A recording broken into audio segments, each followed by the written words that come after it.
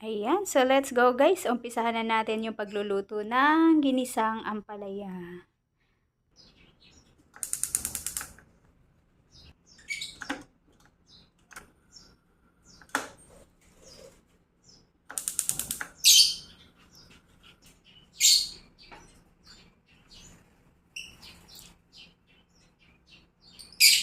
Ayan, so naglagay na tayo ng mantika guys.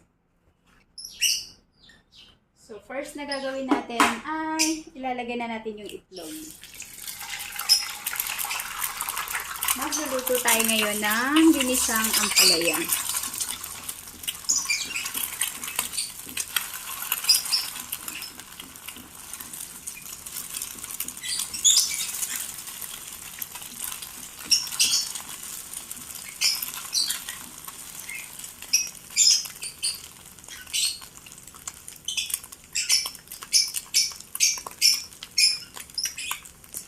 Kunin natin yung itlog.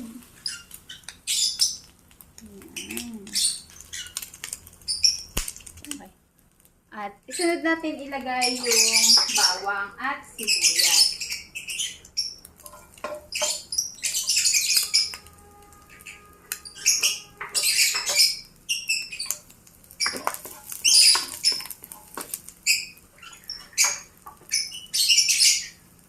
Sabay na rin natin yung kamatis.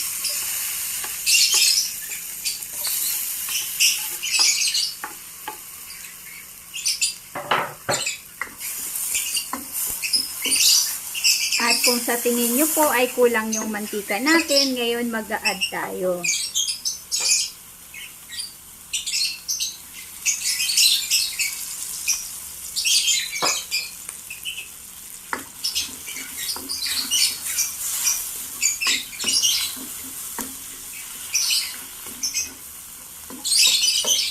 Tapos, maglalagay na tayo or ilalagay na natin yung ampalaya.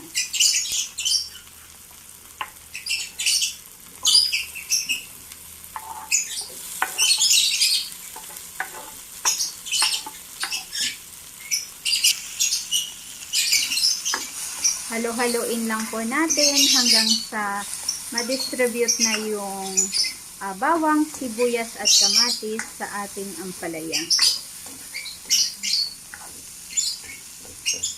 At habang hinihintay natin na ginigisa yung ating ampalaya, ngayon maglalagay na tayo ng mga seasoning.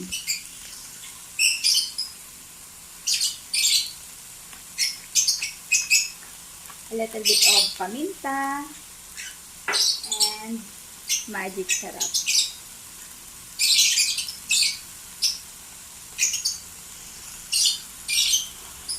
At hahalo-haloin ulit.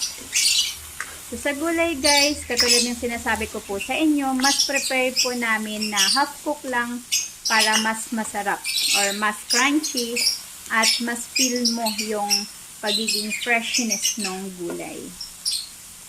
So, hintayin lang natin saglit bago ilagay natin yung itlog.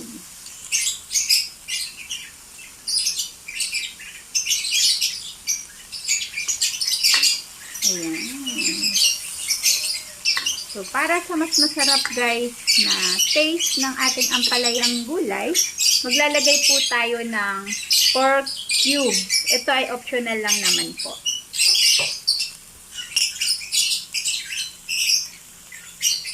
Ayan. Tutunawin lang po natin siya dito dahil siya yung magbibigay ng taste or flavor sa ating gulay.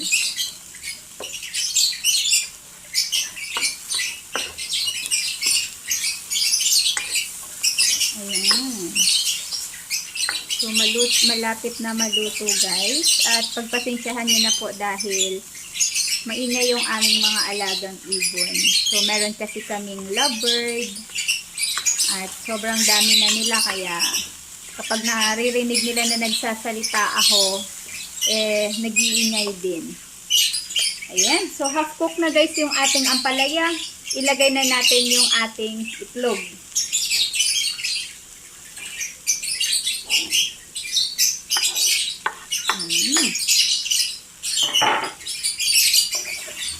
Konting halo-halo ulit. Di maganda yung itlog natin guys, no? Maputla.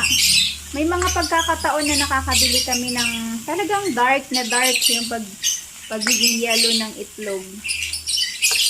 Pero ngayon, hayaan mo na. Ayan. So, ganun lang kadali guys. At ganito lang yung klase ng gulay ang gusto natin. Yung half cook lang. At hindi overcook para mas feel natin yung crunchy ng gulay. So, tikman na natin. Ayan. So, tapos na tayo magluto ng ating ginisang itlog, ay ginisang ampalaya na may itlog, at off na natin. Ayan. So, let's eat guys. Kakain na tayo. Naaamoy nyo ba yung ating gulay? Mukhang masarap.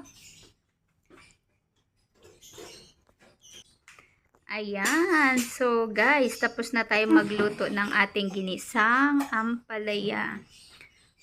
Mukhang masarap. O, diba? So, let's eat, guys. Thank you for watching. Bye-bye!